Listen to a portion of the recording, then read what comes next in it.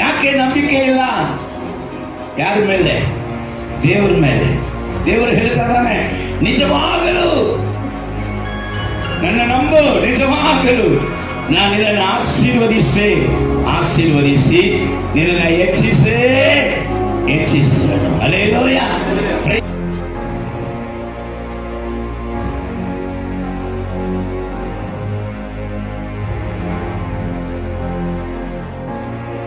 ಸಕಾಲವನ್ನು ಆಳುವಂತ ಸರ್ವ ಅಧಿಕಾರಿಯಾಗಿರುವಂತ ದೇವರು ಹೇಳುತ್ತಾನೆ, ನಾನು ನಿನ್ನನ್ನು ಆಶೀರ್ವದಿಸು. ಯಾಕೆ ದೇವರೇ? ಹೊಸ ಒಡಂಬಡಿಕೆಯಲ್ಲಿ ಪರಿಶುದ್ಧ ಆತ್ಮನು ಇದನ್ನ ಈ ರೀತಿಯಾಗಿ ತಿಳಿಸಿಕೊಡುವುದಕ್ಕೆ ಕಾರಣ ಏನಂದ್ರೆ, ಅಬ್ರಹಾಂ ನಂಬಿಕೆ ಬೇರೆ, ಈಗ ಸಭೆಗಳ ನಂಬಿಕೆ ಬೇರೆ.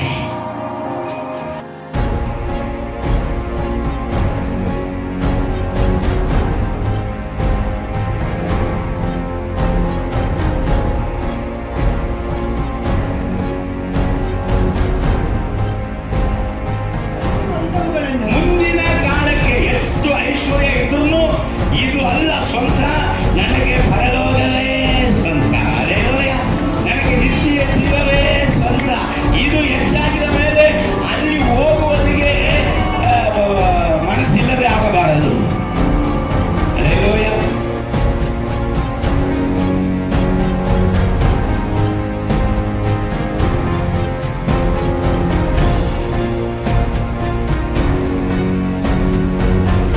ಯೆಹೋವನಲ್ಲಿ ಭಯಭಕ್ತಿಯುಳ್ಳವನಾಗಿ ಉಳ್ಳವನಾಗಿ ಆತನ ಆಜ್ಞೆಗಳಲ್ಲಿ ಅತ್ಯಾನಂದ ಪಡುವವನು ಅವನೇ ಧನ್ಯನು. ಕೆಲವು ಮೂರನೇ ವಾಕ್ಯವನ್ನ ಅವನ ಮನೆಯಲ್ಲಿ ಧನೈಶ್ವರ್ಯಗಳಿರುವವು. ಗಮನಿಸ, ನಿಮ್ಮ ಜೀವಿತದಲ್ಲಿ ವಾಕ್ಯ ಇದ್ರೆ ಧನ ಐಶ್ವರ್ಯ ಅದರ ಸಂಗಡ ಇರುತ್ತದೆ. ಕರಗಳ ತಟ್ಟಿ ದೇವರ ನಾಮಕ್ಕೆ ಮಹಿಮೆ ಪಡಿಸಿ.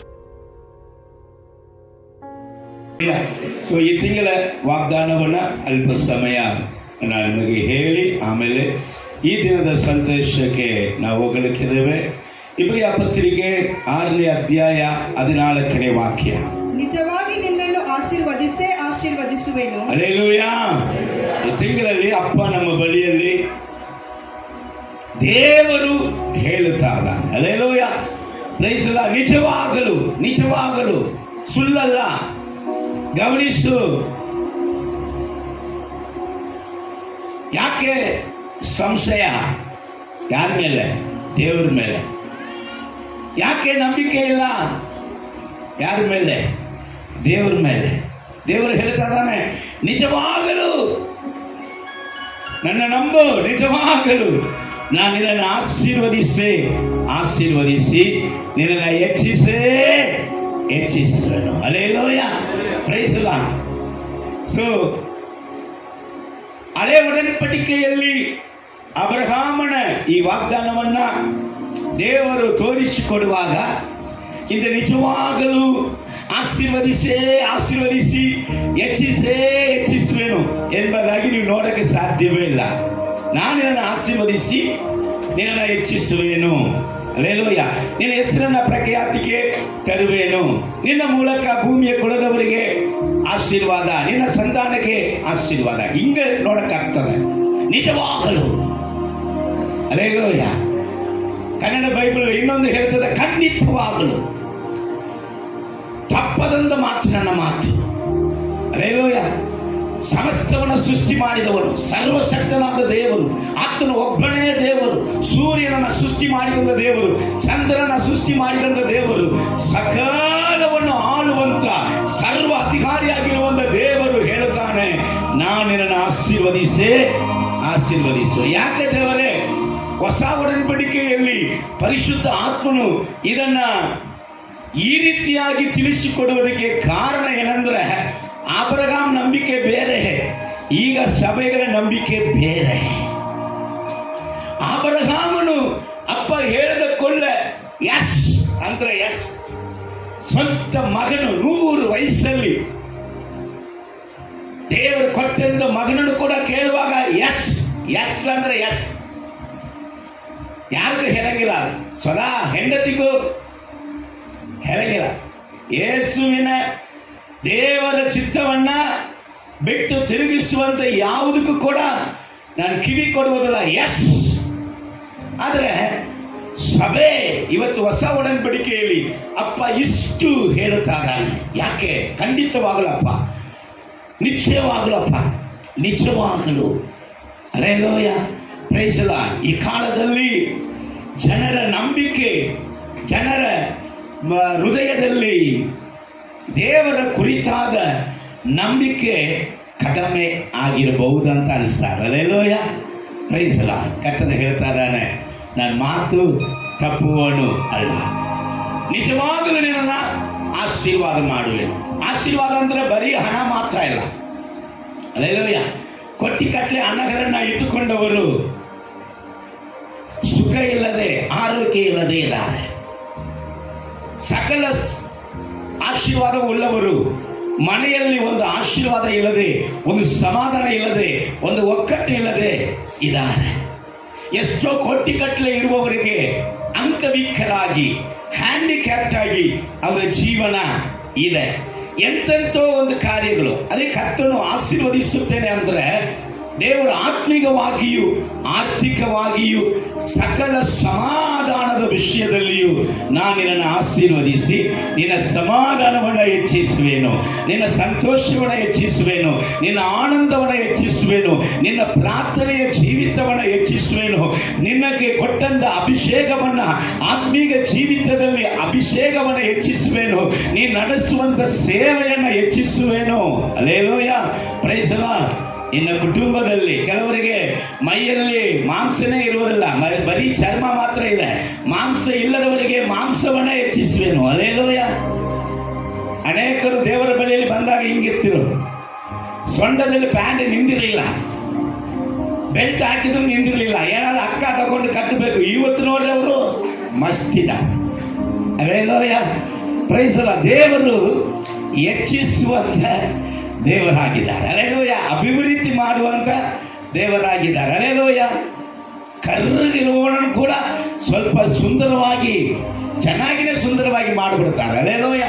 ನಾವೆಲ್ಲ ಈಗ ಮೀಡಿಯಂ ಕಲರಲ್ಲಿ ಇದ್ದೀನಿ, ಅವಾಗಲೆಲ್ಲ ಕರ್ರುತ್ತೆ. ಹಲ್ಲೆಲೂಯ. ದೇವರ ಪ್ರಸನ್ನತೆ ಬಂದು ಬಂದು ಬಂದು ಏನಾಗಿದೆ, ಸ್ವಲ್ಪ ನಮ್ಮನ್ನ ಮೀಡಿಯಂ ಆಗಿ ಮಾಡಿದೆ. Hallelujah, praise the Lord. ದೇವರಿಗೆ ಸ್ತೋತ್ರ. ಬೇಕಾದ್ರೆ ನೀವು ನಂಬಲಿಲ್ಲ ಅಂದರೆ ನೀವು ರಕ್ಷಣೆ ಹೊಂದುವುದಕ್ಕೆ ಮುಂಚೆ ಹಳೆಯ ಫೋಟೋ ನಿಮ್ಮ ಮನೆಗಳಲ್ಲಿ ಇರ್ಬೋದು, ಹೋಗಿ ಅದನ್ನ ನೋಡ್ರಿ ಇವತ್ತು. ಹಲ್ಲೆಲೂಯ. ದೇವರು ನಿಮ್ಮ ಮುಖವನ್ನು ಎಷ್ಟು ಬದಲಾಯಿಸಿದ. ಹಲ್ಲೆಲೂಯ. ಕರ್ತನು ನಮ್ಮನ್ನ ಹೆಚ್ಚಿಸುವಂತ ದೇವರಾಗಿದ್ದಾನೆ. Hallelujah, praise the lord. ನಮ್ಮನ್ನು ಆಶೀರ್ವದಿಸುವಂತ ದೇವರಾಗಿದ್ದಾನೆ. ನಮ್ಮನ್ನು ಆಶೀರ್ವದಿಸುತ್ತಾನೆ. ರೈಟ್.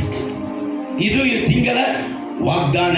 ಇನ್ನು ಇದರ ಕಾರ್ಯದಲ್ಲಿ ಇದಕ್ಕೆ ಸಂಬಂಧಪಟ್ಟ ವಾಕ್ಯಗಳು ನಿಮಗೆ ಬೇಕಂದ್ರೆ ಯೂಟ್ಯೂಬಲ್ಲಿ ಈ ತಿಂಗಳ ವಾಗ್ದಾನ ಮೆಸೇಜ್ ಇದೆ, ಹೋಗಿ ನೀವು ನೋಡ್ರಿ.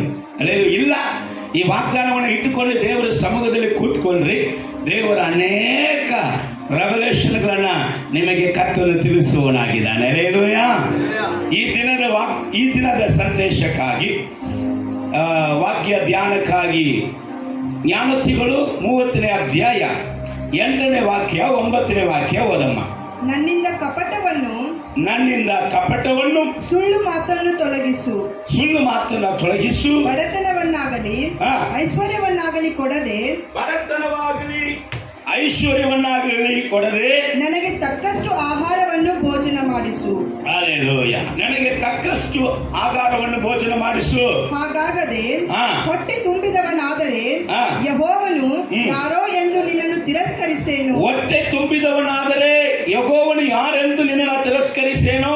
ಬಡವನಾದರೆ ಕಳ್ಳತನ ಮಾಡಿ ನನ್ನ ದೇವರಾದ ನಿನ್ನ ಹೆಸರನ್ನು ಅಯೋಗ್ಯವಾಗಿ ಎತ್ತೇನು. ನೋಡಿ, ಇಲ್ಲಿ ಒಂದು ಭಕ್ತನು ಹೇಳ್ತಾ ಇದ್ದಾನೆ, ಅಪ್ಪ ನನಗೆ ಏನ್ ಬೇಡ, ಬಡತನವೂ ಬೇಡ, ಐಶ್ವರ್ಯವೂ ಬೇಡ, ಎರಡೂ ಡೇಂಜರ್ ಅಂತಾನೆ.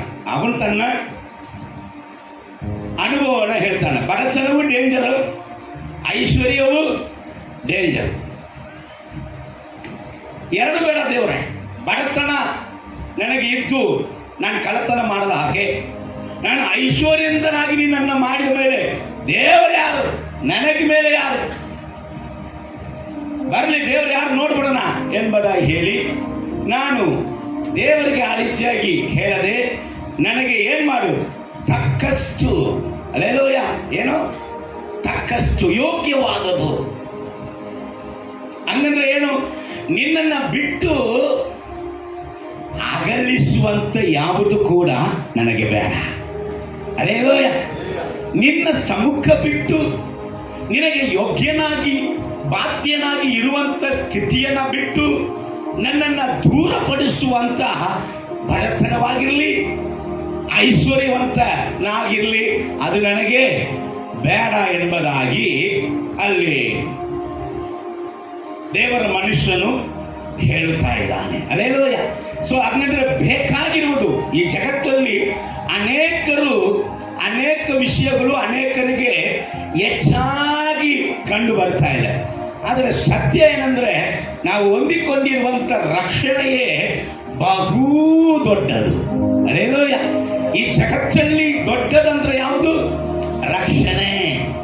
ನಾವು ಆತ್ಮ ಹೊಂದಿಕೊಂಡಿರುವಂತ ರಕ್ಷಣೆಗಿಂತ ಬೆಲೆ ಬಾಳುಳ್ಳದು ಈ ಜಗತ್ತಲ್ಲಿ ಯಾವುದು ಕೂಡ ಇಲ್ಲ ಅಂತ ಭಕ್ತನು ಅದನ್ನು ತಿಳ್ಕೊಂಡವನಾಗಿ, ಅಪ್ಪ ನಿನ್ನ ಸಮ್ಮುಖದಲ್ಲಿ ನನ್ನನ್ನ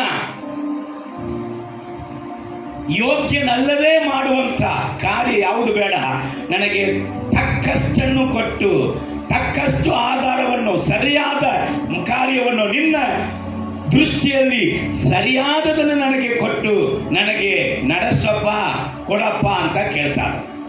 ಆದರೆ ನಾವು ಇದನ್ನೇ ಸ್ವಲ್ಪ ಧ್ಯಾನ ಮಾಡಲಿಕ್ಕಿದ್ದೇವೆ. ದೇವರು ನಮಗೆ ಹೇಳಿದಂಥ ವಾಗ್ದಾನ ಏನು? ನಾನು ನಿನ್ನನ್ನು ಹೆಚ್ಚಿಸುವೆನು. ಅಲ್ಲೇಲೂಯ. ನಾನು ನಿನ್ನನ್ನು ಆಶೀರ್ವದಿಸುವೆನು. ಯಾನೋತಿಗಳು 10ನೇ ಅಧ್ಯಾಯ 22ನೇ ವಾಕ್ಯ ಹೇಳ್ತದೆ, ಯೆಹೋವನೇ ಒಬ್ಬ ವ್ಯಕ್ತಿಯನ್ನ ಐಶ್ವರ್ಯವಂತನಾಗಿ ಮಾಡ್ತಾನಂತ. ಯಾರು? ಕರ್ತನೇ ಒಬ್ಬ ವ್ಯಕ್ತಿಯನ್ನ ಐಶ್ವರ್ಯವಂತನಾಗಿ ಮಾಡುತ್ತಾನೆ. ಕೀರ್ತನೆ 107ನೇ ಅಧ್ಯಾಯ 38ನೇ ವಾಕ್ಯವನ್ನು ನೀವು ಓದಿ ನೋಡಿದ್ರೆ, ಕರ್ತನು ಒಬ್ಬನನ್ನು ಆಶೀರ್ವದಿಸಿ ಅವನನ್ನು ಬಹಳವಾಗಿ ಹೆಚ್ಚಿಸುತ್ತಾನಂತೆ. ಅಲ್ಲೇಲೂಯ. ದೇವರು ಒಬ್ಬರನ್ನು ಆಶೀರ್ವದಿಸುವಾಗ ಆ ವ್ಯಕ್ತಿ ಬಹಳವಾಗಿ ಹೆಚ್ಚಿಸಲ್ಪಡುತ್ತಾನೆ ಎಂಬುದಾಗಿ ಅಲ್ಲಿ ವಾಕ್ಯ ನಮಗೆ ಹೇಳುತ್ತಾರೆ. ನೀವು ನೋಡಬಹುದು, ಸತ್ಯ ವೇದದಲ್ಲಿ ಸುಮಾರು ಬಡವರನ್ನ, ಬಡ ಸ್ಥಿತಿಯಲ್ಲಿ ಇದ್ದವರನ್ನ ದೇವರ ಐಶ್ವರ್ಯವಂತರಾಗಿ ಮಾಡಿದ. ಎಕ್ಸಾಂಪಲ್ ಆಗಿ ಅಬ್ರಹಾಮನ್ ಪರದೇಶಿಯಾಗಿದ್ದವನನ್ನ ದೇವರ ಐಶ್ವರ್ಯವಂತನಾಗಿ ಮಾಡಿದ. ಈ ಸಾಕು ಬರಗಾಲದಲ್ಲಿ ಆ ದೇಶದಲ್ಲಿ ಬದುಕಲಿಕ್ಕೆ ಸಾಧ್ಯ ಇಲ್ಲದವನನ್ನ ಅದೇ ದೇಶದಲ್ಲಿಯೇ ಅವನನ್ನು ಐಶ್ವರ್ಯವಂತನಾಗಿ ದೇವರು ಮಾಡಿದರು. ಯಾಕೋಬು ಬರೀ ಕೈ, ಏನು ಇರಲಿಲ್ಲ, ಎಂಟಿ ಬೀದಿಯಲ್ಲಿ ಬರಿಗೈಯನಾಗಿ ಇದ್ದವನನ್ನ ದೇವರು ದೊಡ್ಡ ಐಶ್ವರ್ಯವಂತನಾಗಿ ಬದಲಾಯಿಸಿದನು.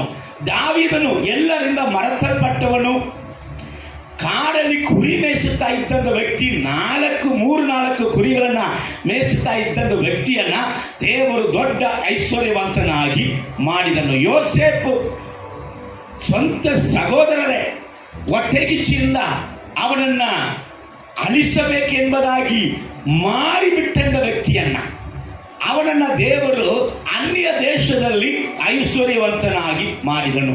ದಾನಿಯೇಲನು ಗುಲಾಮನಾಗಿ ಹೋದವನು. ಒಂದು ಗುಲಾಮನಾಗಿ ಹೋದವನಿಗೆ ಏನು ಸಿಗ್ತದೆ? ಗುಲಾಮನಾಗಿ ಹೋಗಿದವನನ್ನ ದೇವರು ಆ ದೇಶದಲ್ಲಿ ಅವನನ್ನು ಐಶ್ವರ್ಯವಂತನಾಗಿ ಮಾಡಿದನು. ಅಲ್ಲೇಲೂಯ. ಆದರೆ ಇಲ್ಲಿ ಇವನು ಭಕ್ತನು ಏನು ಹೇಳ್ತಾನೆ? ಐಶ್ವರ್ಯವು ನನ್ನಲ್ಲಿ ಹೆಚ್ಚಾಗಿ ನಾನು ನಿನ್ನನ್ನು ಏನು ಮಾಡಬಾರ್ದಂತ, ದೇವರು ಯಾರೆಂದು ನಿನ್ನನ್ನು ತಿರಸ್ಕರಿಸಿದೇನೋ, ತಿರಸ್ಕಾರ ಮಾಡಿಬಿಡುತ್ತೇನೋ ಎಂಬುದಾಗಿ ಹೇಳ್ತಾನೆ. ಆದರೆ ಕರ್ತನಂತೂ ನಮ್ಮನ್ನು ಆಶೀರ್ವದಿಸಿ ಐಶ್ವರ್ಯವಂತನಾಗಿ ಹಾಕಬೇಕು ಎಂಬುದಾಗಿ ದೇವರಿಗೆ ಮನಸ್ಸು ಉಂಟು. ದೇವರಿಗೆ ಮನಸ್ಸು ಉಂಟು. ಆದರೆ ಈ ಐಶ್ವರ್ಯವಂತನಾಗಿಯೇ ನಾವು ಜೀವಿಸಬೇಕಂದ್ರೆ ನಾವಂದ್ರೆ ನಾನು ಉದುವಾಗಿ ಹೇಳ್ತಾ ಇದ್ದೀನಿ. ಅಲ್ಲೇಲೂಯ. ನೀವು ಐಶ್ವರ್ಯವನಾಗಿ ಇರುವುದಕ್ಕೆ ಇಷ್ಟಪಟ್ಟರೂ ನಡೀತದೆ, ಇಷ್ಟಪಡದಿದ್ದರೂ ನಡೀತದೆ. ಅಲ್ಲೇಲೂಯ. ನಿಮ್ಮ ಆತ್ಮರಕ್ಷಣೆಯೇ ಪ್ರಾಮುಖ್ಯ. ಆದರೆ ಕರ್ತನ ಮನಸ್ಸನ್ನ ನಾನು ನಿಮಗೆ ಹೇಳಲಿಕ್ಕೆ ಬಯಸುತ್ತೇನೆ. ವಾಕ್ಯ ಧ್ಯಾನ ದೇವರು ಐಶ್ವರ್ಯವಂತನಾಗಿ ನಾವು ಇರಬೇಕೆಂಬುದಾಗಿ ಬಯಸುತ್ತಾರೆ. ಆದರೆ ಐಶ್ವರ್ಯವಂತವನಾಗಿ ಇರುವುದಕ್ಕೆ ಯಾರು ಯೋಗ್ಯನು, ಆ ಯೋಗ್ಯತೆ ಏನು ಎಂಬುದಾಗಿ ಕೂಡ ದೇವರು ಬರೆಯುತ್ತಾ ಇದ್ದಾರೆ. ಓದನ 1 ತಿಮೋಥೆಯ 6ನೇ ಅಧ್ಯಾಯ 17ನೇ ವಾಕ್ಯದಿಂದ 19ನೇ ವಾಕ್ಯ ತನಕ ಓದ್ರಿ. ಯಾರು ಅದಕ್ಕೆ ಯೋಗ್ಯನಾಗಿ ಇರ್ತಾನೆ? ಇಹಲೋಕ ವಿಷಯದಲ್ಲಿ ಐಶ್ವರ್ಯವುಳ್ಳವರು ಅಹಂಕಾರಿಗಳಾಗಿರದೆ.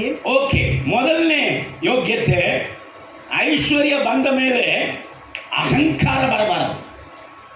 ಐಶ್ವರ್ಯ ಬಂದ ಮೇಲೆ ಮೈಯಾಗ ಸ್ವಲ್ಪ ಮಾಂಸ ಬೆಳೆದ ಮೇಲೆ ಅಹಂಕಾರ ಬರಬಾರದು. ಮೊದಲು ಅಹಂಕಾರಿಯಾಗಿ ಇರಬಾರದು. ಅಸ್ಥಿವಾರವಾದ ಐಶ್ವರ್ಯದ ಮೇಲೆ ನಿರೀಕ್ಷೆಯನ್ನಿಡದೆ. ಆ ಅಸ್ಥಿವಾರ ಹಂಗಂದ್ರೆ ಸ್ಥಿರವಿಲ್ಲದಂತ ಐಶ್ವರ್ಯದ ಮೇಲೆ ನಿರೀಕ್ಷೆ ಇಡದೆ. ಯಾವ್ದ ಮೇಲೆ? ಸ್ಥಿರ ಇಲ್ಲದಂತ ಅಸ್ಥಿರವಾದ ಐಶ್ವರ್ಯದ ಮೇಲೆ ನಿರೀಕ್ಷೆ ಇಡದೆ. ಒಂದ್ ಮಗಳ ನಮ್ಮ ಅನುಭವಕ್ಕೋಸ್ಕರ ನಮಗೆ ಎಲ್ಲವನ್ನು ಹೇರಳವಾಗಿ, ನಮ್ಮ ಅನುಭೋಗಕ್ಕೋಸ್ಕರ ಎಲ್ಲವನ್ನು ಏರಾಳವಾಗಿ ದಯಪಾಲಿಸುವ ದೇವರ ಮೇಲೆ ನಿರೀಕ್ಷೆ ಇಡಬೇಕೆಂತಲೂ. ನೋಡಿ, ನಿನಗೆ ಕೊಟ್ಟಂತ ಐಶ್ವರ್ಯದ ಮೇಲೆ ನಿರೀಕ್ಷೆ ಇಡಬಾರದು. ನಿನಗೆ ಐಶ್ವರ್ಯವನ್ನ ಕೊಟ್ಟಂತ ದೇವರ ಮೇಲೆ ನಿರೀಕ್ಷೆ ಇಡಬೇಕು. ಹಲ್ಲೆಲೂಯಾ. ಈಗ ಲೋಕದಲ್ಲಿ ಎಷ್ಟು ಐಶ್ವರ್ಯ ನಮಗೆ ಕೊಡಲ್ಪಟ್ಟಿದ್ರು ಕೂಡ ಅದು ಶಾಶ್ವತ ಅಲ್ಲ. ಅದು ಶಾಶ್ವತ ಅಲ್ಲ. 1000 ಮನೆ ಈ ಭೂಮಿಯಲ್ಲಿ ನಿಮಗೆ ಇದ್ದರೂ ಕೂಡ ಈ ಭೂಮಿ ಒಂದು ದಿನ ನಾಶವಾಗುವಾಗ ನೀವು ಕಟ್ಟಿ ಇಟ್ಟಿರುವಂತ ಎಲ್ಲ ಮನೆಗಳು ನಾಶವಾಗುತ್ತದೆ. ಸಂಪಾದನೆ ಮಾಡಿ ಇಟ್ಟಿರುವಂತ ಎಲ್ಲ ಬ್ಯಾಂಕ್ ಬ್ಯಾಲೆನ್ಸು ನಾಶವಾಗುತ್ತೆ. ಇನ್ನು ಸ್ವಲ್ಪ ಕಾಲ ಬರಲಿಕ್ಕಿದೆ. ನಾನು ಪ್ರವಾದಿನಾಗಿ ಹೇಳುತ್ತೇನೆ, ಬ್ಯಾಂಕ್ ಬ್ಯಾಲೆನ್ಸ್ ಅನ್ನ ನೀವು ಮಾತ್ರ ಅನುಭವಿಸುವುದಿಲ್ಲ, ನಿಮಗೆ ಗೊತ್ತಿಲ್ಲದೆ ಗೌರ್ಮೆಂಟ್ ಅದನ್ನ ತಗೊಳ್ಳುತ್ತದೆ.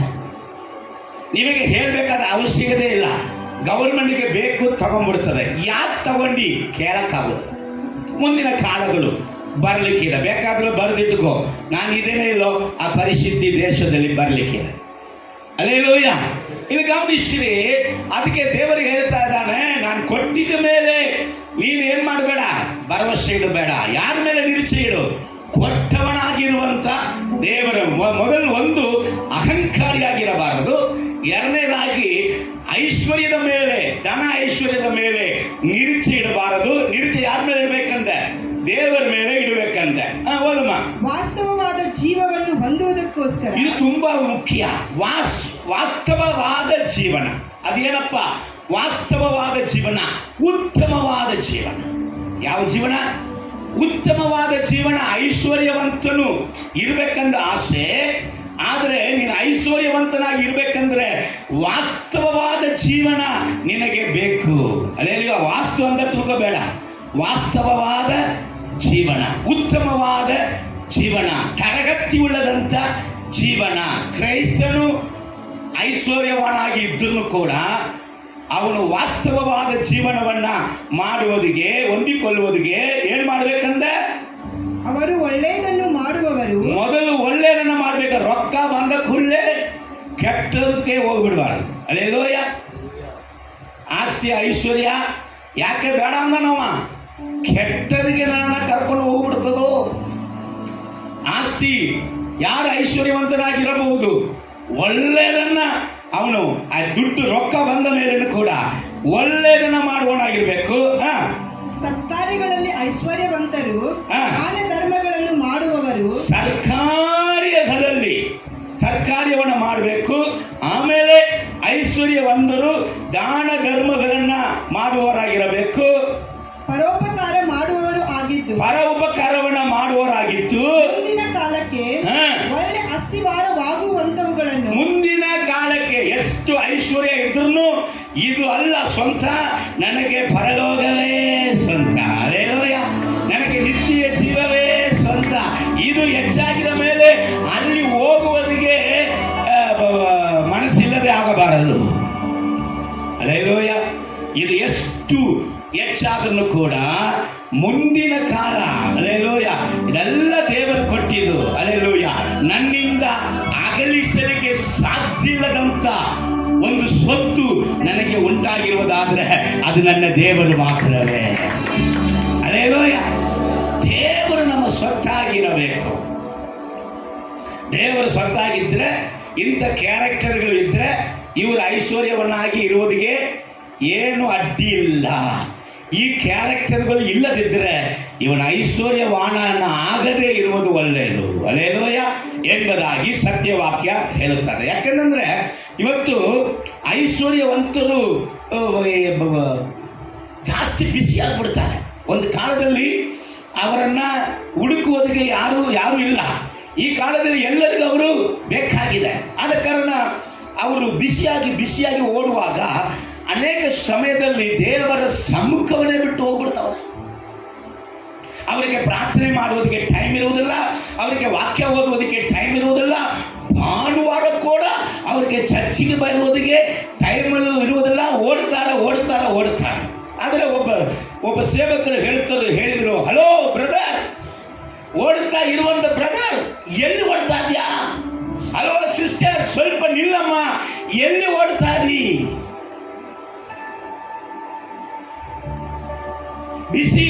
ಬಿಸಿ ಅಂತ ಓಡ್ತಾ ಇದೆಯೇ? ದೇವರ ಸಮ್ಮುಖ ಬಿಟ್ಟು ಓಡ್ತಾ ಇದೆಯೇ? ಯಾವುದನ್ನ ನೋಡಿ ಓಡ್ತಾ ಇದೆಯಾ? ಅದು ಎಲ್ಲಿಗೆ ನಿನ್ನನ್ನು ಕರೆದುಕೊಂಡು ಹೋಗುತ್ತದೆ? ಸ್ವಲ್ಪ ನಿಲ್ಲು. ನೀನು ಯಾರೆಂಬುದಾಗಿ ಅರಿಯದೆ ತಿಳಿಯದೆ ನೀನು ಓಡ್ತಾ ಇದೆಯಲ್ಲ ಎಂಬುದಾಗಿ. ಇವತ್ತು ಅನೇಕ ಕ್ರೈಸ್ತರು ಅಲ್ಲಿ ಇರುವಂತ ಐಶ್ವರ್ಯವಂತರು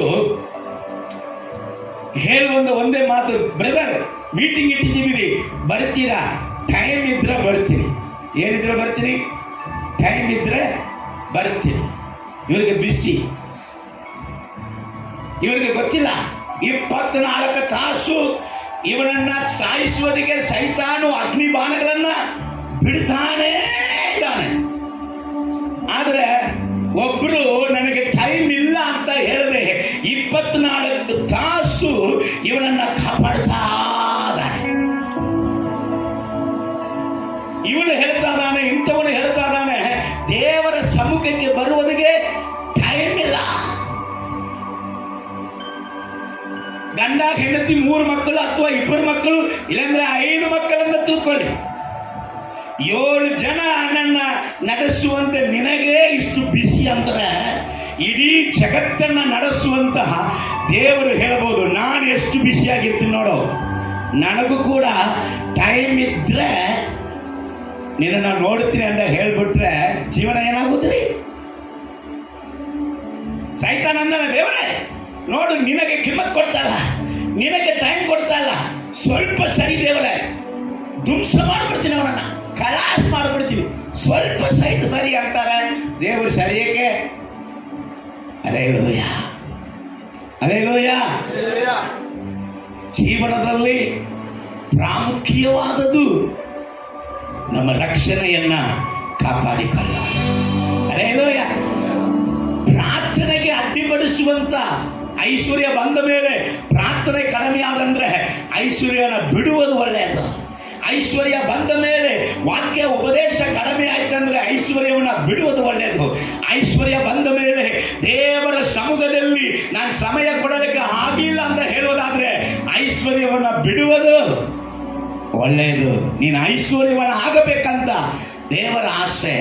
ಆದರೆ ದೇವರ ಸಮ್ಮುಖದಲ್ಲಿ ಯಾವಾಗಲೂ ದೇವರ ಪ್ರಸನ್ನತೆಯನ್ನ, ತನ್ನ ರಕ್ಷಣೆಯನ್ನ ಕಾಪಾಡಿಕೊಳ್ಳುವಂತ ಕ್ರೈಸ್ತನಿಗೆ ಅವನ ಐಶ್ವರ್ಯನ ಮೇಲೆ ಐಶ್ವರ್ಯನಾಗಬೇಕಂತ ದೇವರಿಗೂ ಕೂಡ ಆಸೆ ಉಂಟು. ಹಲ್ಲೆಲೂಯ. ಪ್ರೈಸಲ್ಲ. ನಾವು ಹೆಚ್ಚಿಸಲ್ಪಡಬೇಕಂತ ದೇವರಿಗೆ ಆಸೆ ಉಂಟು. ಕರ್ತನು ಹೇಳ್ತಾನೆ, ನೋಡೋಣ ಆ ವಾಕ್ಯವನ್ನು ಸ್ವಲ್ಪ ಗಮನಿಸೋಣ. ಧರ್ಮೋಪದೇಶ ಕಂಡ 28ನೇ ಅಧ್ಯಾಯ 47ನೇ ವಾಕ್ಯವನ್ನು ಗಮನಿಸಿ. ನಿಮಗೆ ಸರ್ವ ಸಮೃದ್ಧಿ ಉಂಟಾದ ಕಾಲದಲ್ಲಿಯೂ ನೀನೇನಿಲ್ಲದೆ ಇದ್ಯಪ್ಪ, ಈಗ ನಿನಗೆ ಸರ್ವ ಸಮೃದ್ಧಿಯನ್ನು ನಾನು ಕೊಟ್ಟೇನೆ. ಸರ್ವ ಸಮೃದ್ಧಿ ಉಂಟಾಗಿರುವಂತ ಕಾಲದಲ್ಲಿ ನೀವು ನಿಮ್ಮ ದೇವರಾದ ಯೆಹೋವನನ್ನು ಹರ್ಷಾನಂದ ಉಳ್ಳವರಾಗಿ ಸೇವಿಸದೇ ಹೋದದರಿಂದ. ನೀ ಚರ್ಚಿಗೆ ಬರ್ತಾ ಇಲ್ಲ ಅಂತ ದೇವರು ಹೇಳಿಲ್ಲ, ಆದರೆ ದೇವರನ್ನ ನೀನು ಸೇವಿಸುತ್ತಾ ಇಲ್ಲ. ಹಲ್ಲೆಲೂಯಾ. ಮೊದಲು ಸೇವಿಸಿದೆಯೇ? ನೀನು ಏನು ಇಲ್ಲದವನಾಗಿ ಇರುವಾಗ ಸೇವಿಸಿದೆಯೇ? ನೀನು ಬಡತನದಲ್ಲಿ ಇರುವಾಗ ಸೇವಿಸಿದೆಯೇ? ಒಳ್ಳೆ ಬಟ್ಟೆ ಕಟ್ಟಿಕೊಳ್ಳಕ್ಕೆ ಆಗದೇ ಇರುವಾಗ ಸೇವಿಸಿದೆಯೇ? ಒಳ್ಳೆ ಆಹಾರ ಉಣ್ಣುವುದಕ್ಕೆ ಆಹಾರ ಸಿಕ್ಕದೇ ಇರುವುದಾಗ ಸೇವಿಸಿದೆಯೇ? ಆ ರೀತಿಯಾಗಿ ಈಗ ನನ್ನನ್ನು ಸೇವಿಸುತ್ತಾ ಇಲ್ಲ. ಆದ ಕಾರಣ ಯೆಹೋವನು ನಿಮ್ಮ ಮೇಲೆ ಶತ್ರುಗಳನ್ನು ಬರಮಾಡುವನು. ನಿಮ್ಮ ಮೇಲೆ ಶತ್ರುಗಳನ್ನ ಬರಮಾಡುವನು. ಇಲ್ಲಿ ಚೆನ್ನಾಗಿ ತಿಳ್ಕೊಳ್ಳಿ. 1 ಕೊರಿಂಥಿಯ 1ನೇ ಅಧ್ಯಾಯ ನೀವು ಓದಿ ನೋಡುವುದಾದರೆ, ನಂಬಿಗಸ್ತನಾದ ದೇವರು ಯಾಕೆ ನಮ್ಮನ್ನ ಕ್ರೈಸ್ತನಾಗಿ ಕರೆದ? ಯೇಸು ಕ್ರಿಸ್ತನ ಅನ್ಯೋನ್ಯತೆಯಲ್ಲಿ ನಾವು ಇರುವುದಕ್ಕಾಗಿ ಮಾತ್ರವೇ. ಹಲ್ಲೆಲೂಯಾ. ಯೇಸು ಕ್ರಿಸ್ತನ ಅನ್ಯೋನ್ಯತೆಯನ್ನು ಬಿಟ್ಟು, ದೇವರ ಪ್ರಸನ್ನತೆಯನ್ನು ಬಿಟ್ಟು, ನಿನ್ನ ಆತ್ಮಿಕ ಜೀವನದಲ್ಲಿ ನಿನ್ನ ರಕ್ಷಣೆಯ ಕಾರ್ಯಗಳನ್ನು ಬಿಟ್ಟು ನಿನ್ನ ಅಗಲಿಸುವಂತ ಆ ದಿನದಲ್ಲಿ ನೀನು ಕ್ರೈಸ್ತನಲ್ಲ. ವಾಕ್ಯ ಹೇಳುತ್ತದೆ, ಪಾಪ ಮಾಡುವವನು ಸೈತಾನ ಮಗನಾಗಿರ. ರಕ್ಷಣೆಯನ್ನು ಕಳೆದುಕೊಂಡವನು ದೇವರ ಮಗನಲ್ಲ. ದೇವರ ಸಮ್ಮುಖದಲ್ಲಿ ಸಮಯ ಕಳೆಯದೇ ಇರುವವನು ದೇವರ ಮಗನಲ್ಲ. ಅನೇಕರು ದೇವರಿಗೆ ಮೊದಲನೇ ಸ್ಥಾನವನ್ನು ಕೊಡುವುದನ್ನು ಮರೆತಾರೆ. ದೇವರಿಗೆ 2ನೇ ಸ್ಥಾನ, 3ನೇ ಸ್ಥಾನ. ನಾನು ಯಾವಾಗಲೂ ಹೇಳುವುದನ್ನ ಈಗಲೂ ಹೇಳುತ್ತೇನೆ. ಅನೇಕರಿಗೆ ಯಾಕೆ ಅವರ ಐಶ್ವರ್ಯ ನಿರಂತರವಾಗಿ ಇಲ್ಲ ಅಂದ್ರೆ, ಅವರ ಐಶ್ವರ್ಯ ಬಂದ ಮೇಲೆ ಅನೇಕ ಅವರಿಗೆ ಏನಾಗಿದೆ, ಅನೇಕ ಫಂಕ್ಷನ್ಗಳು ಹೆಚ್ಚಾಗಿ ಬಿಡ್ತವೆ.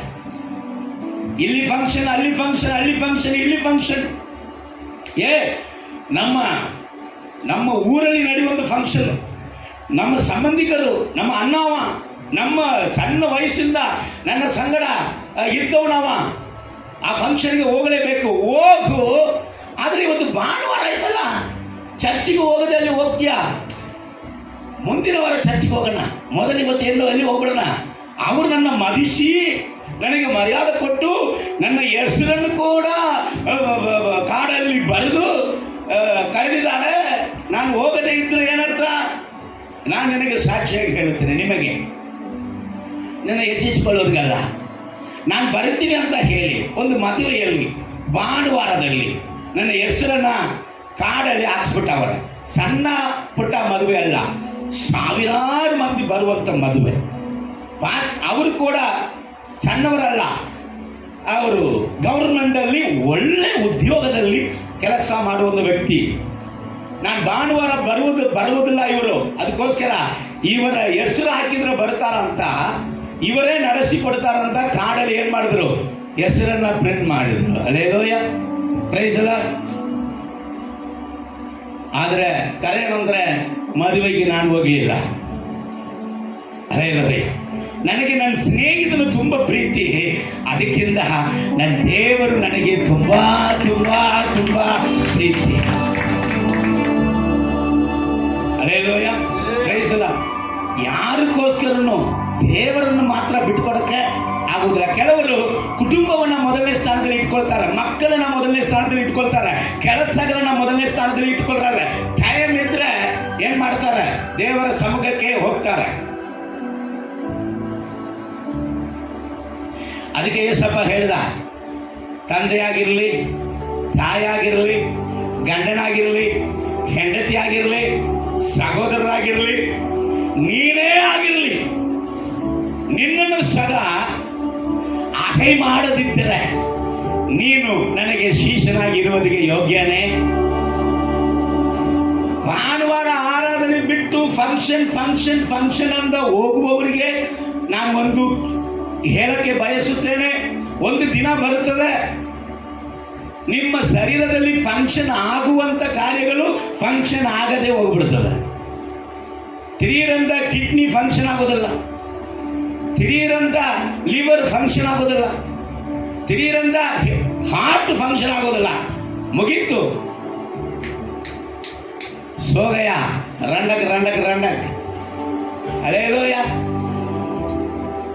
ಫಸ್ಟ್ ಮೊದಲನೇ ಪ್ರಿಫರೆನ್ಸ್ ದೇವರಿಗೆ ಕೊಟ್ರೆ ನೀನು ಎಲ್ಲಾ ಸಂದರ್ಭದಲ್ಲಿಯೂ ನೀನು ಧನ್ಯನಾಗಿ ನೀನು ಆಶೀರ್ವಾದ ವ್ಯಕ್ತಿಯಾಗಿ ನೀನು ಇನ್ನೂ ಹೆಚ್ಚಾಗಬೇಕು, ಇನ್ನೂ ಹೆಚ್ಚಾಗಬೇಕು. ನಿಜವಾಗಿ ಹೇಳ್ತೇನೆ, ಇದು ಸಾಕಾಗಲ್ಲ. ನಾನು ಇನ್ನೂ ನಿನ್ನನ್ನು ಆಶೀರ್ವದಿಸಿ ಇನ್ನೂ ನಿನ್ನನ್ನು ಹೆಚ್ಚಿಸುವೇನೆ ಎಂಬುದಾಗಿ ಹೇಳುವಂಥದ್ದೇ.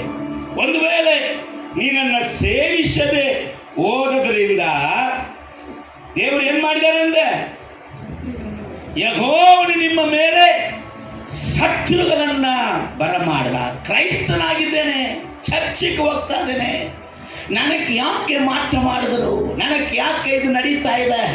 ನೀನು ಕರ್ತನನ್ನ ಮೊದಲು ಸೇವಿಸಿದಂತೆ ಸೇವಿಸುತ್ತಾ ಇದೆಯಾ ಅಂತ ನಮ್ಮನ್ನು ನೋಡಿ ಕೇಳ್ತಲ್ಲ, ಉದುವಾಗಿ ದೇವರು ಕೇಳ್ತಾರೆ. Hallelujah, praise the Lord. ನೀವೆಲ್ಲ ಒಳ್ಳೆಯವರು, ನಾವೆಲ್ಲ ಒಳ್ಳೆಯವರು. Hallelujah, praise the Lord. ಆದರೆ ಒಂದು ಉದುವಾದ ಪ್ರಸಂಗ ವಾಕ್ಯ ಧ್ಯಾನ ಮಾಡ್ತಾ ಇದ್ದೇವೆ, ಗಮನಿಸೋಣ. ದೇವರು ಹೇಳ್ತಾರೆ, ನಾನು ನಿನಗೆ ಪರಿಪೂರ್ಣವನ್ನು ಕೊಟ್ಟೆ, ನಿನ್ನ ಮನಸ್ಸು ನನ್ನ ಮೇಲೆ ಇಲ್ಲದೆ ನಾನು ಕೊಟ್ಟಂಥ ಪರಿಪೂರ್ಣದ ಮೇಲೆಯೇ ಇದೆಯಲ್ಲ ಅಂತ ಕರ್ತನು ಹೇಳ್ತಾನೆ. ಸೊ ಅದಕ್ಕೆ ಎಷ್ಟು ಐಶ್ವರ್ಯವನ್ನು ದೇವರು ಕೊಟ್ಟರು ಕೂಡ ನೀವು ಪ್ರಸಂಗಿಯನ್ನು ಓದುವುದಾದರೆ ಅದು ಹೇಳ್ತದೆ, ಎಷ್ಟು ಧನ ಐಶ್ವರ್ಯ ಇದ್ರೂ ಅದು ಮಾಯೆ. ಅದು ಏನಿದೆ, ಅದು ಮಾಯೆ. ದೇವರು ಮಾತ್ರ ನಮ್ಮ ಜೀವಿತದಲ್ಲಿ ನಿರಂತರ. ಇನ್ನೊಂದು ಬರಬಾರದು, ಐಶ್ವರ್ಯವನಾಗಿ ಇರುವುದಕ್ಕೆ ಯೋಗ್ಯತೆಗಳನ್ನು ನಾನು ಹೇಳ್ತಾ ಇದ್ದೀನಿ, ಗಮನಿಸಬೇಕು. ಅಹಂಕಾರ ಬರಬಾರದು, ದೇವರ ಮೇಲೆ ನಿರೀಕ್ಷೆ ಇಡಬೇಕು, ಒಳ್ಳೆಯದನ್ನ ಮಾಡಬೇಕು, ಸರ್ಕಾರಿಗಳನ್ನ ಮಾಡಬೇಕು, ಬರೀ ಚಿಪ್ಪಂಡರಾಗಿರಬಾರದು, ದಾನ ಧರ್ಮಗಳನ್ನ ಮಾಡಬೇಕು. ಹಲ್ಲೆಲೂಯಾ. ಇಲ್ಲದಂತ ನಮ್ಮ ಜೀವಿತದಲ್ಲಿ ದೇವರು ಕೊಟ್ಟಾಗ ನಾವು ಇಲ್ಲದವರಿಗೆ ಕೊಡುವುದಕ್ಕೆ ಮನಸ್ಸುಳ್ಳವರಾಗಿರಬೇಕು. ಯಾರ ಹತ್ರ ಇತ್ತು ಕಳ್ಳತನ ಮಾಡಿ ಕೊಡಬಾರದು, ನಾವೇ ಕೊಡಬೇಕು. ಹಲ್ಲೆಲೂಯಾ. ಕಳ್ಳತನ ಮಾಡಿ ಕೊಟ್ಬಿಟ್ಟು ನಾನು ಕೊಟ್ಟಿನಲ್ಲ ಅಂತ ಹೇಳಬಾರದು. Hallelujah, praise the lord. ಇಲ್ಲಿ ಗಮನಿಸ್ರಿ, ಈಗ ಇನ್ನೊಂದು ಕಾರ್ಯ ದೇವರು ಹೇಳ್ತಾರೆ. ಧರ್ಮೋಪದೇಶ ಕಾಂಡ 8ನೇ ಅಧ್ಯಾಯ 12ನೇ ವಾಕ್ಯದಿಂದ 16ನೇ ವಾಕ್ಯ ತನಕ. ನೀವು ಹೊಟ್ಟೆ ತುಂಬ ಉಂಡು ಸುಖವಾಗಿದ್ದು ಒಳ್ಳೆ ಮನೆಗಳನ್ನು ಕಟ್ಟಿಸಿಕೊಂಡು, ಹೊಟ್ಟೆ ತುಂಬ ಉಂಟು ಸುಖವಾಗಿ ಇತ್ತು ಒಳ್ಳೆ ಮನೆಗಳನ್ನು ಕಟ್ಟಿಸಿಕೊಂಡು, ಅವುಗಳಲ್ಲಿ ನೀವು ವಾಸವಾಗಿರುವಂತ ಕಾಲದಲ್ಲಿ ನಿಮ್ಮ ದನಗಳು ಆಡು ಕುರಿಗಳು ನಿಮ್ಮ ಬೆಳ್ಳಿ ಬಂಗಾರವು ಆಸ್ತಿ ಎಲ್ಲವೂ ಹೆಚ್ಚುತ್ತಿರುವಾಗ ಒಂದು ವೇಳೆ ನೀವು ಮದಿಸಿ ನಿಮ್ಮ ದೇವರಾದ ಯೆಹೋವನನ್ನು ಮರೆತೀರಿ. ಅಪ್ಪ, ನಿನ್ನ ದೇವರು ಕೊಟ್ಟಂತ ಮನೆಯನ್ನ, ಆಸ್ತಿಯನ್ನ, ಆಡುಗಳನ್ನ, ಗುರಿಗಳನ್ನ, ದನಗಳನ್ನ, ಬಂಗಾರಗಳನ್ನ ಮದಿಸಿ ಯಾರನ್ನ ಮರೆತೀರಿ? ಯಾರಿಗೆ ಇದನ್ನು ಬರೀತಾನೆ? ಅರಣ್ಯದಲ್ಲಿ ದೇವರು ನಡೆಸ್ತಾ ಬರ್ತಾರೆ. ಯಾರನ್ನ? ಇಸ್ರಾಯೇಲ್ ಜನರು. ಮನೆ ಇಲ್ಲ ಅವರಿಗೆ. ಅರಣ್ಯದಲ್ಲಿ ಮನೆ ಇತ್ತ? ಟೆಂಟಲ್ಲಿ ಇರಬೇಕು, ಮತ್ತೆ ಹೋಗ್ಬೇಕು. ಮನೆಯಿಲ್ಲ. ಮನ್ನಾ ಬಿಟ್ಟರೆ ಬೇರೆ ಊಟ ಇಲ್ಲ. ಈ ಮನ್ನಾ ಬಿಟ್ಟರೆ ಊಟ ಇಲ್ಲ. ಅರಣ್ಯದಲ್ಲಿ ನಡೆಸ್ತಾ ಬಂದ್ರು. ಈಗ ದೇವರವ್ರಿಗೆ ಏನು ಮಾಡ್ತಾ ಇದ್ದಾರೆ? ಒಳ್ಳೆ ಒಳ್ಳೆ ಮನೆಗಳು. ಈಗ ವೆರೈಟೀಸ್ ಫುಡ್. ಚಿಕನಲ್ಲೇ ಸುಮಾರು ವೆರೈಟೀಸು ನಮ್ಮ ಮಕ್ಕಳೇ ಮಾಡ್ತಾವ್ರೆ. ಮಟನಲ್ಲಿ ವೆರೈಟೀಸು, ವೆಜಿಟೇರಿಯನ್ನಲ್ಲಿಯೂ ವೆರೈಟೀಸ್. ಈಗ ಏನು ಮಾಡ್ತಾನೆ? ತಿನ್ನುವಂತೆ ದೇವರು ಮಾಡಿದ್ದಾರೆ.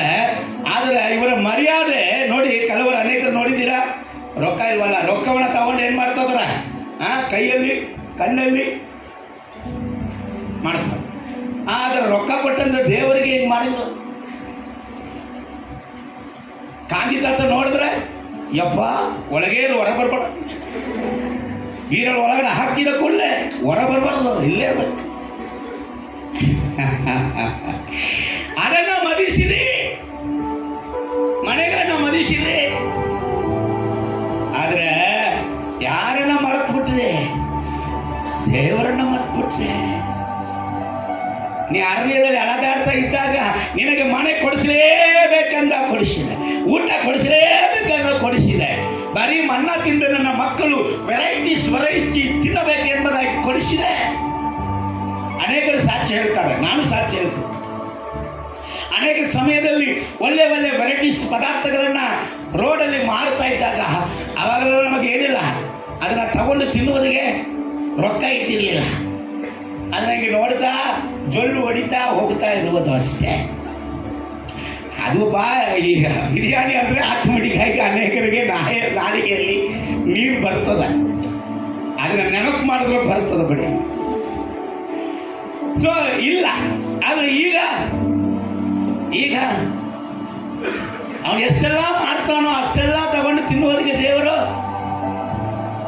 ಹಲ್ಲೆಲೂಯಾ, ದೇವರ ಆಸೆ ಅದು. ವಾಕ್ಯ ಹೇಳ್ತದೆ, ನನ್ನನ್ನು ಪ್ರೀತಿಸುವವನ ಯುದ್ಧಕ್ಕಾಗಿ ಎಲ್ಲವೂ ಅನುಕೂಲ ಮಾಡಬೇಕು.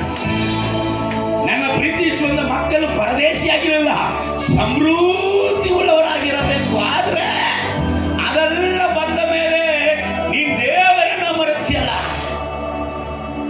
Hallelujah, hallelujah, praise the lord. ಇನ್ನೊಂದು ದೇವರು ಹೇಳ್ತಾರೆ ನೋಡ್ರಿ, ಕೆಲವರು ಏನ್ ಮಾಡ್ತಾರೆ, ದೇವರನ್ನ ಮರೆತರು. ಕೆಲವರು ನೋಡಿ ಇಲ್ಲಿ ಓದ್ ಮಗಳೇ, ಅದು ನೋಡಿ ವಾಕ್ಯ ಓದು. ಆತನು ನಿಮ್ಮನ್ನು ಕಷ್ಟಕ್ಕೆ ಒಳಪಡಿಸಿ ಪರೀಕ್ಷಿಸಿದ ನಂತರ ನಿಮಗೆ ಮೇಲನ್ನುಂಟು ಮಾಡಬೇಕೆಂಬ ಉದ್ದೇಶದಿಂದ ಐಗುಪ್ತ ದೇಶದಲ್ಲಿ ದಾಸರಾಗಿದ್ದ ನಿಮ್ಮನ್ನು ಬಿಡುಗಡೆ ಮಾಡಿ ವಿಷ ಸರ್ಪಗಳು ಚೇಳುಗಳು ಇದ್ದ ಆ ಘೋರವಾದ ಮಹಾರಣ್ಯವನ್ನು ನೀರು ಬತ್ತಿ ಹೋದ ಭೂಮಿಗಳನ್ನು ದಾಟಿಸಿ ಅನೇಕರ ಹೊಟ್ಟೆಗಿಚ್ಚಿಂದ ಅನೇಕರು ನಿಮ್ಮನ್ನು ಮಾತ್ರ ಮಂದಿರದಲ್ಲಿ ಸಾಯಿಸಬೇಕಂತ ಇದ್ದಾಗ ಅದೆಲ್ಲದಿಂದ ನಾನು ಬಿಡಿಸಿ ನಿಮ್ಮನ್ನ ರಕ್ಷಿಸಿ ದಾಟಿಸಿ ಗಟ್ಟಿಯಾದ ಬಂಡೆ ಒಳಗಡೆಯಿಂದ ನೀರನ್ನು ನಿಮಗೆ ಹೊರಡಿಸಿಕೊಟ್ಟು ನಿಮ್ಮ ಪೂರ್ವಿಕರಿಗೆ ತಿಳಿಯದೇ ಇದ್ದಂಥ ಮನ್ನವನ್ನು ಕೊಟ್ಟು ಪೋಷಿಸಿದ ಆತನನ್ನು ನೀವು ಮರೆತು ಮನಸ್ಸಿನೊಳಗೆ ಈ ಭಾಗ್ಯವು ನಮ್ಮ ಸಾಮರ್ಥ್ಯ ಸಾಹಸಗಳಿಂದ ಇರಬೇಕು. ಈ ಭಾಗ್ಯವು ಯಾರಿಂದ ಬಂತು? ನಮ್ಮ ಸಾಮರ್ಥ್ಯ,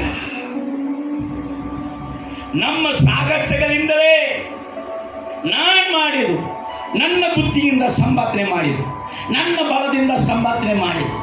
ನಾನು ಯಾರು ಗೊತ್ತಾ? Very talent man.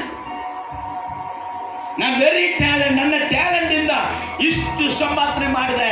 ದೇವರು ಹೇಳ್ತಾ ಇದ್ದಾನೆ, ಏನಿಲ್ಲ. ಬಿಡಿಸಿ ಹೇಳ್ಬೇಕಂದ್ರೆ ನಾನು ತುಂಬಾ ಮತ್ತೆ ಕೀಳಾಗಿ ಮಾತಾಡ್ಬಿಡ್ತೀನಿ, ಬೇಡ. ಏನಿಲ್ಲ ಎಲ್ಲ ಕೊಡಿಸೀನಿ.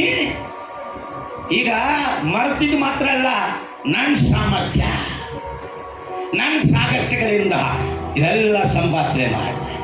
ಇವೆಲ್ಲ ನನ್ನನ್ನು ಮದಿಸುವುದಿಗೆ ನನ್ನ ಸಾಮರ್ಥ್ಯ, ನನ್ನ ಬುದ್ಧಿ, ನನ್ನ ಸ್ಟಡಿ, ನನ್ನ ಜ್ಞಾನ.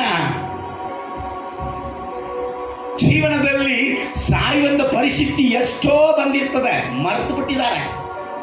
ಎಲ್ಲ ಪರಿಸ್ಥಿತಿಗಳಿಂದ ಕಾಪಾಡಿ ಇವತ್ತು ಉಳಿಸಿ ಸ್ಥಾನವನ್ನ, ಮಾನವನ್ನ, ಮರ್ಯಾದೆವನ್ನ, ಗೌರವನ ಕೊಟ್ಟದು ಯಾರೆಂಬುದಾಗಿ ಅನೇಕರು ಮರೆತು ನನ್ನ ಸಾಮರ್ಥ್ಯ ಅಂತ ಹೇಳ್ಬಿಡ್ತಾರಂತೆ. ಹಲ್ಲೆಲೂಯಾ.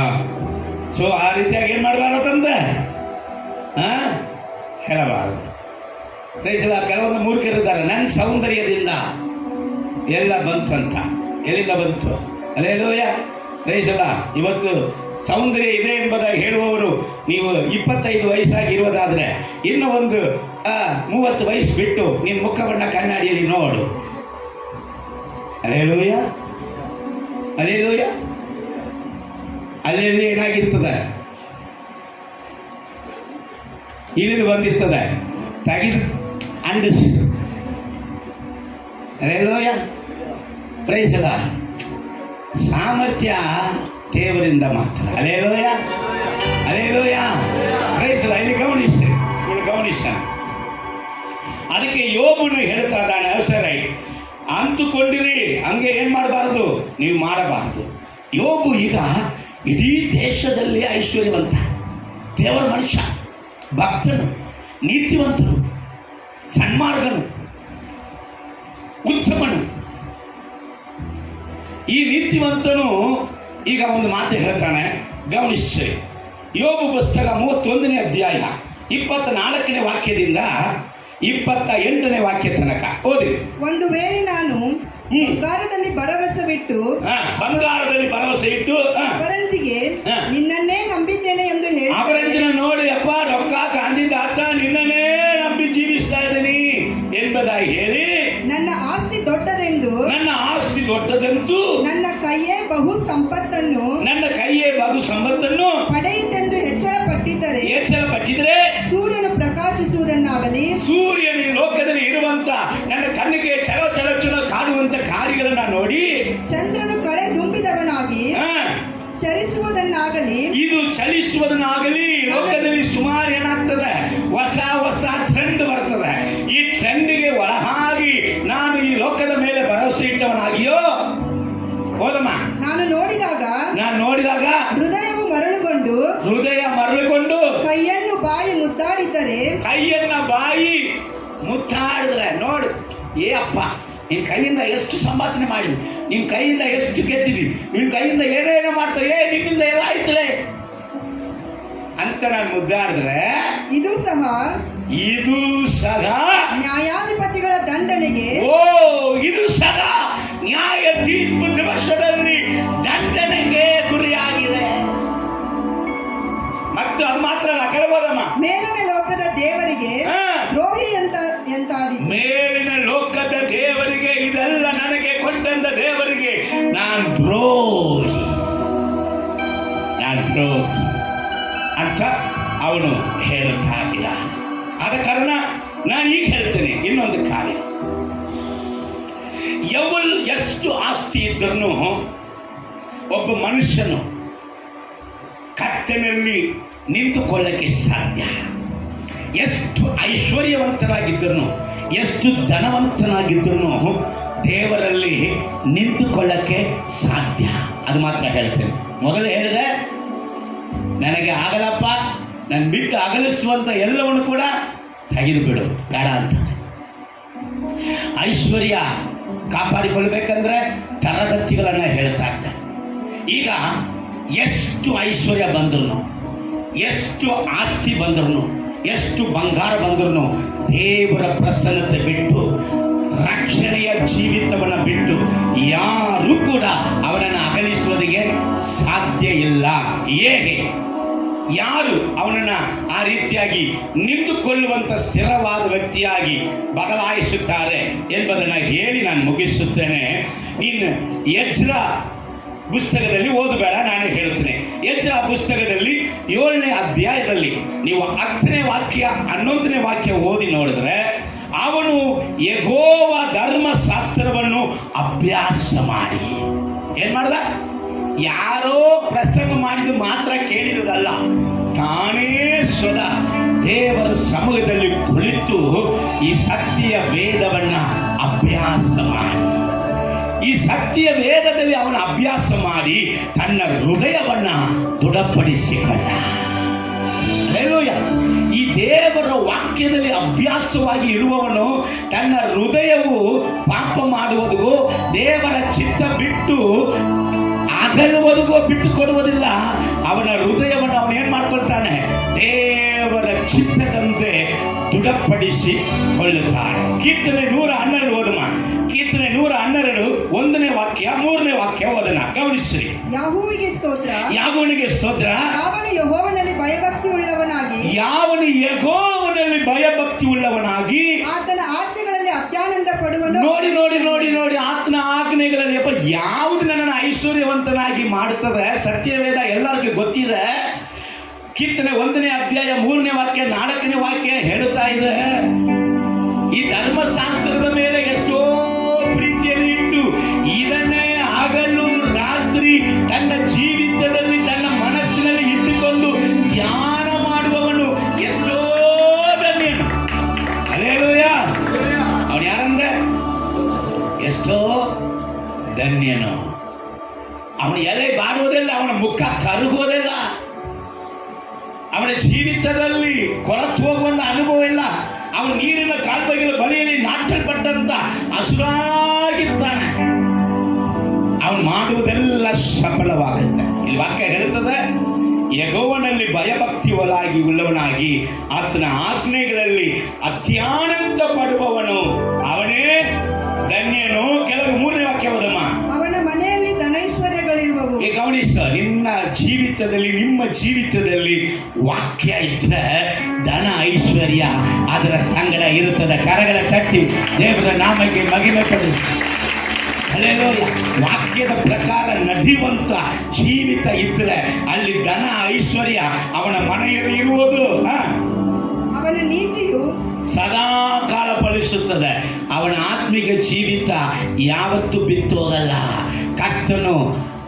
ಆತನು ದೂತ ಸೈನ್ಯದೊಂದಿಗೆ ಮಧ್ಯ ಆಕಾಶದಲ್ಲಿ ಬರುವಾಗ ಆ ನೀತಿವಂತನ ಆಗಿರುವಂತ ಐಶ್ವರ್ಯವನ್ನ ಕಣ್ರಪ್ಪೆ ಬಡಿಯುವಂತ ಸಮಯದಲ್ಲಿ ದೇವರು ಒಯ್ಯುತ್ತಾನೆ. Hallelujah, hallelujah. ಕೀರ್ತನೆ 119:36. ನನ್ನ ಮನಸ್ಸನ್ನು ದ್ರವ್ಯಾಶೆಗಲ್ಲ ನಿನ್ನ ಕಟ್ಟಳೆಗಳಿಗೆ ತಿರುಗಿ. ಎಷ್ಟು ದ್ರವ್ಯ ಇದ್ರು ಗಮನಿಸ್ಬೇಕು. ನಿನ್ನ ಸ್ಟಡಿ ಮುಖ್ಯವಲ್ಲ, ನಿನ್ನ ಕೆಲಸ ಮುಖ್ಯವಲ್ಲ, ನಿನ್ನ ಕುಟುಂಬದ ಫಂಕ್ಷನ್ ಮುಖ್ಯವಲ್ಲ, ನಿನ್ನ ಕುಟುಂಬ ಮುಖ್ಯವಲ್ಲ, ನಿನ್ನ ಜೀವನ, ನಿನ್ನ ಬದುಕು ಮುಖ್ಯವಲ್ಲ. ನಿನಗೆ ಬದುಕನ್ನ, ಕುಟುಂಬವನ್ನ, ಸಕಲವನ್ನು ಕೊಡುವಂತ ದೇವರು ಮುಖ್ಯ. ದೇವರು ಮುಖ್ಯ ಮಾತ್ರ ಹೇಳುವವರು ಕರಗಳ ತಟ್ಟು. ದೇವರು ಮಾತ್ರ ಮುಖ್ಯ. ದೇವರು ಇದ್ರೆ ಎಲ್ಲವೂ ಇರ್ತದೆ.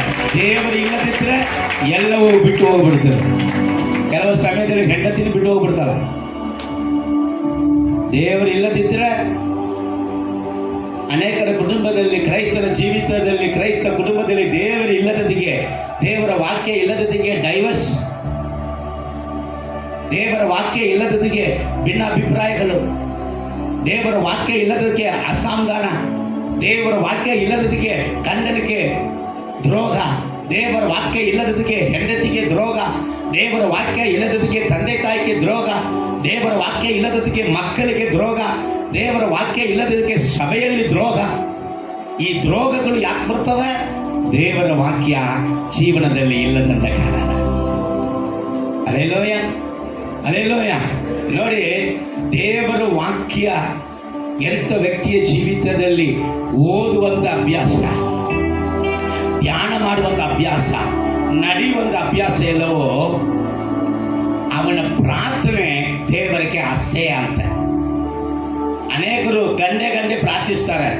ಈ ಸತ್ಯವೇದ ಓದುವುದಕ್ಕೆ ಸಮಯ ಇರುವುದಿಲ್ಲ, ಇದರಲ್ಲಿ ಇರುವುದಕ್ಕೆ ಕಿವಿ ಕೊಡುವುದಕ್ಕೆ ಸಮಯ ಇರುವುದಿಲ್ಲ.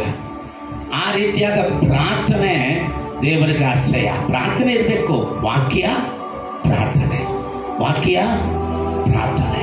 ಹಲ್ಲೆಲೂಯಾ. ಪ್ರಾರ್ಥನೆ ಹೇಗಿರಬೇಕು? ವಾಕ್ಯದ ಅನುಸಾರವಾಗಿರಬೇಕು. ವಾಕ್ಯ ಗೊತ್ತಿಲ್ಲದೆ ಪ್ರಾರ್ಥನೆ ಏನ್ ಮಾಡ್ಬೇಕಂತ ಗೊತ್ತಾಗೋದೇ ಇಲ್ಲ. ಗಮನಿಸೋಣ, ವಾಕ್ಯವನ್ನು ಓದಿ ಒಂದು 2 ನಿಮಿಷ ಮುಗಿಸ್ತೀನಿ. ಯಾಣೋಕ್ತಿಗಳು 28ನೇ ಅಧ್ಯಾಯ 9ನೇ ವಾಕ್ಯ ಓದೋಣ. ಧರ್ಮೋಪದೇಶಕ್ಕೆ ಕಿವಿಗೊಡದವನು, ಧರ್ಮ ಉಪದೇಶಕ್ಕೆ ಕೇಳು. ಇಲ್ಲಿ ನಿಂತುಕೊಂಡು ಪ್ರಸಂಗ ಮಾಡ್ತಾ ಇದ್ದೇವೆ. ಸತ್ಯ ವೇದ ಓದುವಾಗ ಪ್ರಸಂಗ ಮಾಡ್ತಾ ಇದೆ. ಈ ವಾಕ್ಯ ಉಪದೇಶಕ್ಕೆ ಕಿವಿ ಕೊಡದವನ್ನ ಮಾಡುವ ದೇವ ಪ್ರಾರ್ಥನೆಯು ಅಸಹ್ಯ. ಮಾಡುವ ದೇವ ಪ್ರಾರ್ಥನೆ, ಅದು ಸಭೆಯಾಗಿರಲಿ. ಅನೇಕ ಸಭೆಗಳಲ್ಲಿ ವಾಕ್ಯ ಇಲ್ಲ, ಆದ್ರೆ ಪ್ರಾರ್ಥನೆ ಕೂಟಗಳು ನಡೀತಾ ಇದೆ. ವಾಕ್ಯ ಎಲ್ಲ ಏನ್ ನಡೀತಾ ಇದೆ? 1 ತಾಸು 2 ತಾಸು ಕುಡಿಬೇಕು. ಜನಕ್ಕೆ ಚೆನ್ನಾಗಿ ಕುಣಿದು ಆಮೇಲೆ ಅವನು ಸುಳ್ಳುಸುಳ್ಳಾಗಿ ಏನಾದ್ರೂ ಏನ್ ಮಾಡಬೇಕು? ಹೌದು, ನಾನು ಹಾಕಿದಂಥ ಡ್ರೆಸ್ ಕಲರ್ ಅವನಿಗೆ ಹೇಳಬೇಕು, ನನ್ನ ಮೊಬೈಲ್ ನಂಬರ್ ಅವನಿಗೆ ಹೇಳಬೇಕು, ನನ್ನ ಗಾಡಿ ನಂಬರ್ ಅವನಿಗೆ ಹೇಳಬೇಕು. ಯಾಕೆ ಇದೆಲ್ಲ ನಿನಗೆ ಗೊತ್ತಿಲ್ಲ? ನಿನಗೆ ನಿಮ್ಮ ಗಾಡಿ ನಂಬರ್ ನಿಮಗೆ ಗೊತ್ತಿಲ್ಲ, ನೀವು ಹಾಕಿದಂಥ ನಿಮ್ಮ ಡ್ರೆಸ್ ಸೈಜ್ ನಿಮಗೆ ಗೊತ್ತಿಲ್ಲ. ಪ್ರವಾದಿ ಬಂದು ಹೇಳಿದ್ರೆ ನಿಮಗೆ ಏನಾಗ್ತದೆ? ನಿಮ್ಮ ಸೈಜ್ ನಿಮಗೆ ಗೊತ್ತಾಗ್ತದೆ. ವಾಕ್ಯ ಹೇಳ್ಬಿಡ್ಬಾರ್ದು, ವಾಕ್ಯ ಬೇಡ, ಚೆನ್ನಾಗಿ ಕುಡಿಬೇಕು. ಹೌದು, ಬಾಯಿ ಒಳಗೆ ಬರ್ತಾ ಇದೆ, ಒಳಗಡೆ ಸಿಮ್ಸನ್ ಕಂಟ್ರೋಲ್ ಯುವರ್ ಸೆಲ್ಫ್ ಅಂತ ಹೇಳ್ತಾ, ಕಂಟ್ರೋಲ್ ಮಾಡ್ರಪ್ಪ, ಎಲ್ಲ ಮಾತಾಡಬೇಡ. ಹಲ್ಲೆಲೂಯಾ, ಪ್ರೈಸ್ ಅಲ್ಲ. ಅವನು ಏನೋ ಒಂದು ಕಣಿ ಹೇಳಿದ್ರೆ ಸಾಕು. ಈ ಸತ್ಯವೇದದಲ್ಲಿ ವಾಗ್ದಾನ ಎಲ್ಲ ಇದೆ. ಇದು ಕಾಣಿಕೆ ದೀಪ ಹೋಗುವಂತ ದಾರಿಗೆ ಬೆಳಕು, ಇದು ಬೇಡ. ಅವನ ಬಾಯಿಯಿಂದ ಏನಾದ್ರೂ ಒಂದು ಕಣಿ ಹೇಳಬೇಕು, ಅಷ್ಟೇ ಸಾಕು. ವಾಕ್ಯ ಮಾತ್ರ ಬೇಡ. ಅಂತ ಸಭೆಗಳು ನಡೆಯುವಂತ ಕಾಲ. ಅಲ್ಲಿ ಪ್ರಾರ್ಥನೆ ಕೊಟ್ಟೆಗಳು ನಡೀತಾ ಇದೆ, ಆದರೆ ದೇವರಿಗೆ ಅದು ಅಸಹ್ಯ. ವಾಕ್ಯ ನಿಮಗೆ ಒಂದೇ ಒಂದು ವಾಕ್ಯ, ಕೊನೆಯ ವಾಕ್ಯ ನೋಡೋಣ. 2 ತಿಮೋಥೆಯ 4ನೇ ಅಧ್ಯಾಯ 4ನೇ ವಾಕ್ಯ ಓದಮ್ಮ. ಅವರು ಸತ್ಯ ಬೋಧನೆಗೆ ಕಿವಿಗೊಡದೆ, ಅವರು ಸತ್ಯ ಬೋಧನೆಗೆ ಕಿವಿಗೊಡದೆ ಕಲ್ಪನಾ ಕಥೆಗಳನ್ನು ಕೇಳುವುದಕ್ಕೆ ಹೋಗುವರು. ಓ, ಕಲ್ಪನಾ ಕಥೆಗಳಲ್ಲಿ ಅವ್ರು ಏನಾಗಬೇಕಂತೆ? ತೇಲಾಡಬೇಕಂತ. ಕಲ್ಪನಾ ಕಥೆಗಳಲ್ಲಿ ತೇಲಾಡುವುದಕ್ಕೆ ಅವರು ಕಿವಿ ಕೊಡುತ್ತಾರೆ, ಸತ್ಯ ಉಪದೇಶಕ್ಕೆ ಕಿವಿ ಕೊಡುವುದಿಲ್ಲ. ಆದರೆ ಕರ್ತನ ಹೇಳ್ತಾ ಇದ್ದಾನೆ, ಮಕ್ಕಳ, ನಾನು ನಿಜವಾಗಿ ನಿನಗೆ ಹೇಳ್ತೇನೆ, ನಿಜವಾಗಲೂ ಹೇಳ್ತೇನೆ, ನಾನು ನಿನ್ನನ್ನು ಆಶೀರ್ವದಿಸಿ ನಿನ್ನ ಹೆಚ್ಚಿಸೇ ಖಂಡಿತವಾಗಲು ಹಲ್ಲೆಲೂಯ. ಆತನಿಗೆ ಭಯಭಕ್ತಿ ಉಳ್ಳವನಾಗಿದ್ದು, ಆತನ ವಾಕ್ಯದ ಉಪದೇಶದ ಮೇಲೆ, ಆತನ ಕಟ್ಟಳೆಗಳಲ್ಲಿ ಭಯಭಕ್ತಿಯಾಗಿ ಉಳ್ಳವನ ಮನೆಯಲ್ಲಿ ಏನಾಗಿರ್ತದೆ? ಆಸ್ತಿ, ಐಶ್ವರ್ಯ, ಸಂಪತ್ತು ನಿರಂತರವಾಗಿ ಇರುತ್ತದೆ. ಹಲ್ಲೆಲೂಯ. ಕಣ್ಗಳ ಮುಚ್ಚಿ ರೇ ಬಾಗಾಮ ಸೇ ಹೇಮಾ ತೋಲಾ